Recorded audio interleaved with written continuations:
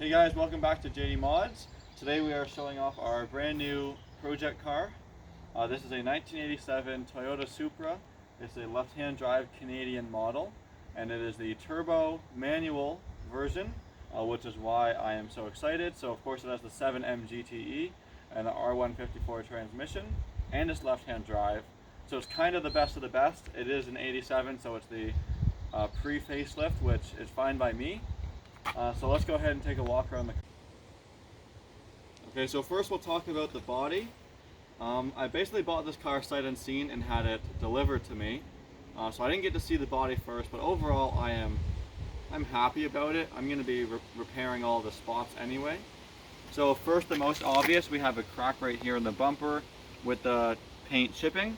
It's not original paint. I found a receipt that the owner gave me.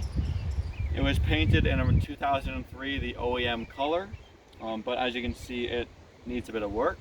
So there's that spot there.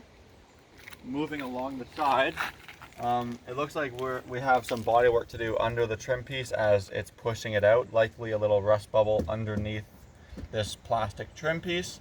The doors look to be in really good condition. This is the biggest bubble on the car, just beside the windshield here. There is a crack in the windshield, so when the windshield's out, I'm going to repair that rust, as well as a little bit at the top center and just off to the side of the roof. Just a little bit of rust there. I'm hoping it's not too bad from the inside. Walking around the back, I guess.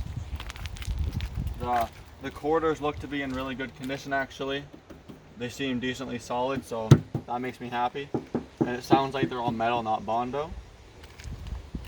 The rear bumper is in fine condition. This is oil, not rust, so no big deal there. And the last visible rust spot is below the rear right quarter window, just here and here. So I'll probably end up popping this window out, fixing that, and then touching up the paint.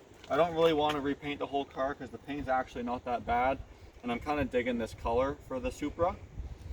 Let's just transition right into the interior, which is a bit rough. If you take a look there, you can tell it's dirty. The seats obviously are dirty. The dash is cracked and needs to be replaced right above the steering column. It's mostly complete, but I will have to source a lot of parts to make it clean. Alright, so when we bought this car, we bought it as a does not start. We tested it and it does crank, but as advertised it does not start. We haven't really started any diagnostics yet, as I just got it yesterday.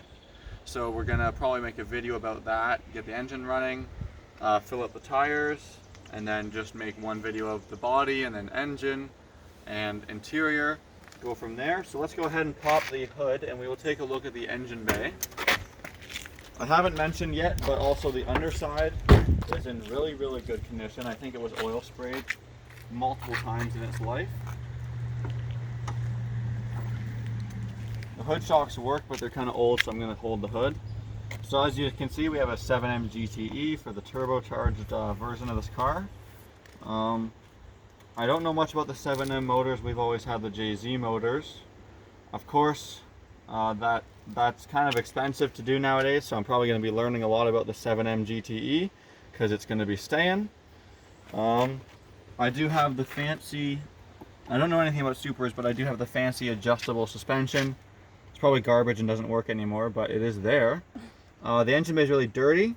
I'm going to be cleaning it up for sure, make it look nicer and also nicer to work on. If you don't know much about these are just a 3-liter inline 6. This is the predecessor to the 2JZ and 1JZ family. Has a front mount intercooler, which is pretty cool. No side mount garbage. And to me it looks relatively stock all the way down to the stock airbox, which is kind of neat, and I'll probably keep it like that for now anyway. Not much else to say about the engine bay. It is really clean, rust wise. I don't know much about these, so I don't know what to say. The pop-up headlights work. One of the fog lights work. So although it's a project, it's not a huge project. Like once it's running, I think it'll be drivable. All the suspension is there. And yeah, Oh, it's a target top, which of course is really common on these. And that's the Mark III Supra. So this is our Mark III Supra.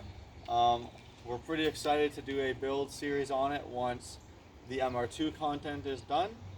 So in that meantime, let us know if you guys are a fan of the Mark III. I know it's obviously no Mark IV, but I think these are very overlooked and underrated.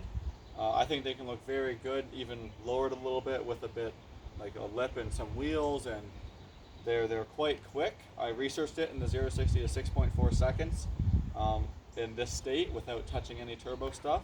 So I'm pretty excited to work on it and show you guys our progress and go for drives in it.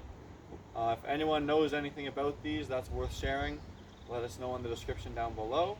If you have any parts or you're local to Ontario, let me know as well. And thanks for watching this quick intro, and we're excited to get this project started.